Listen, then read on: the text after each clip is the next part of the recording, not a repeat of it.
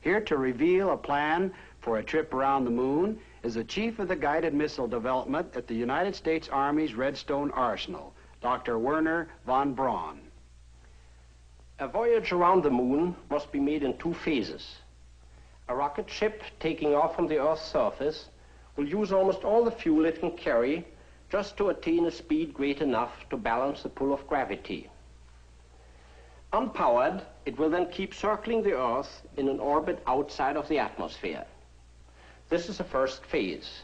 However, if we can refuel the ship in this orbit with fuel brought up by cargo rocket ships, it can set out on the second phase, the trip around the moon and back. To facilitate this refueling operation, we will establish an advanced base in the orbit, 1,000 miles above the Earth. This advanced base, or space station, will be headquarters for the final ascent to the moon. Our space satellite will have the shape of a wheel, measuring 200 feet across. Its outside rim will contain living and working quarters for a crew of 50 men. Just below the radio and radar antenna is the atomic reactor. Its heat will be used to drive a turbo generator, which supplies the station with electricity. Access to the station will be through an airlock in the hub. The three large spokes are elevator shafts, and the small pipes are used as condensers for the turbo generator and the air conditioning plant. The entire wheel will slowly rotate at 3 revolutions per minute. The resulting centrifugal force will produce an artificial gravity for the men in the rim. Notice that the floors are placed so that the men stand with their heads toward the hub.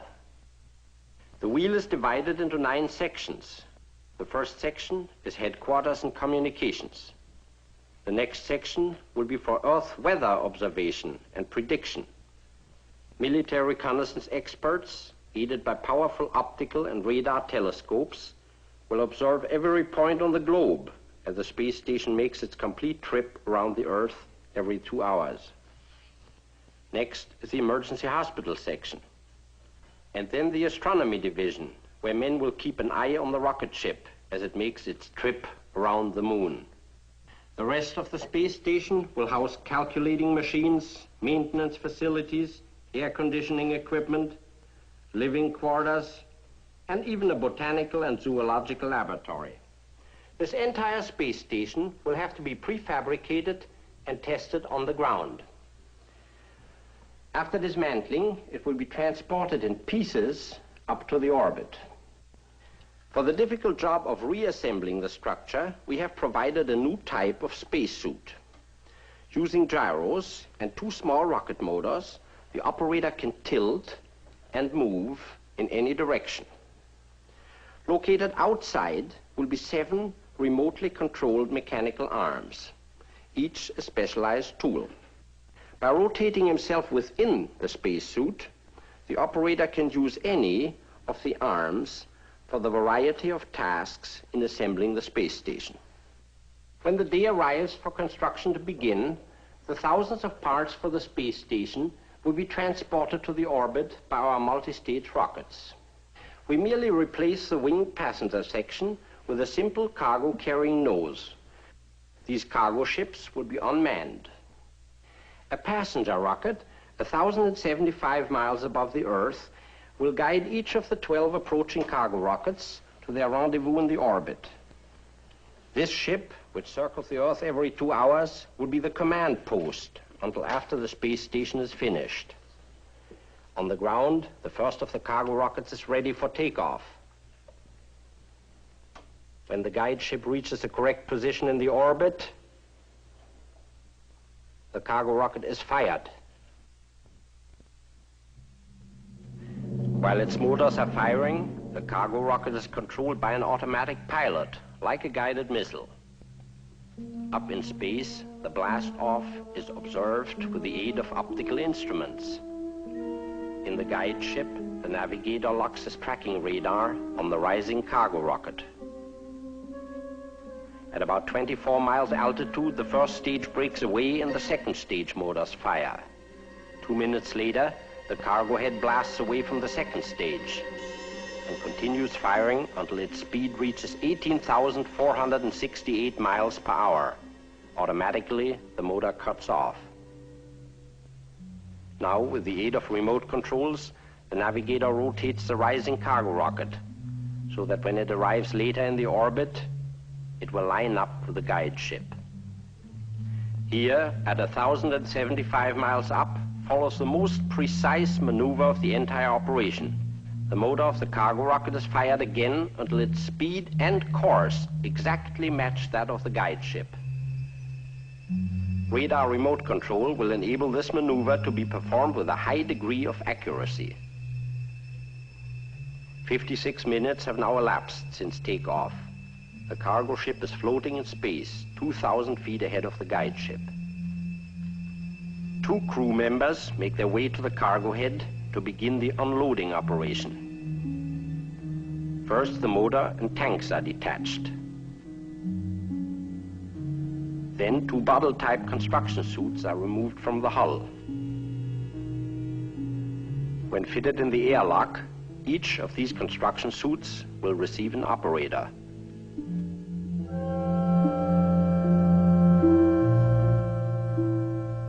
The sections of the cargo ship are moved back to make way for other supply rockets soon to arrive.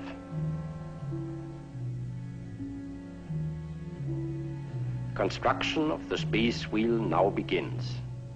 The sides of the cargo nose are mechanically separated. Built-in tanks of compressed air inflate this large plastic inner section of the hub. Thin metal plates are immediately clamped on the outside to protect it from meteors.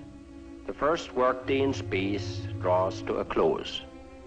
Every 24 hours, another cargo rocket will arrive in the orbit.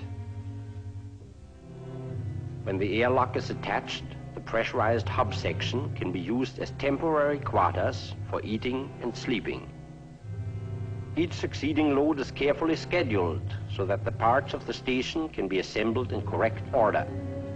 Nylon ropes prevent the parts from slowly drifting away. Next, the atomic reactor is installed. The wheel begins to take shape now as the 3 main spokes and rim sections are joined together. Condenser pipes are fitted next, so that the atomic reactor may be put in operation. Even though there's no apparent motion, everything in the orbit is hurtling around the Earth at 16,000 miles per hour. The shell of the station is completed. Now comes the delicate task of installing instruments and the multitude of equipment inside. Finally, 2 small rocket motors on the rim, lasting for a few seconds, will set the wheel in permanent motion to revolve 3 times a minute. As life on the station settles down to routine, the large reflecting telescopes will begin their work. These giant eyes relay pictures to television screens inside the station. One telescope photographs the surface of the Earth.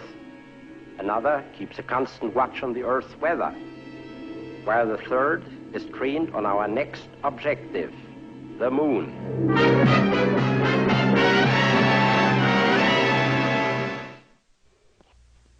The primary purpose of the first Moon trip will be to test the methods and equipment to be used on later voyages into deep space. It will be essentially a scouting trip around the Moon, and no landing will be attempted. To understand the plan of the trip, let us use this model. Here is the Earth with the Moon circling around it. Since the first half of the trip will take 5 days, we must aim the ship well ahead of the Moon so that they both arrive at about the same point in space at the same time. Here we have a scale drawing of the Earth with the Moon 240,000 miles away. This is the elliptical path which our rocket ship will follow, going out and coming back. For the rocket to leave the orbit of the space station, its speed will have to be increased by firing the rocket for a brief period of 10 minutes. The ship will then coast for 5 days. The Earth's gravity begins to slow the rocket down until 121 hours later, at a point within 60 miles of the moon's surface, it will begin to fall back toward the Earth. Gradually picking up speed, it will take another 5 days to coast back to the space station.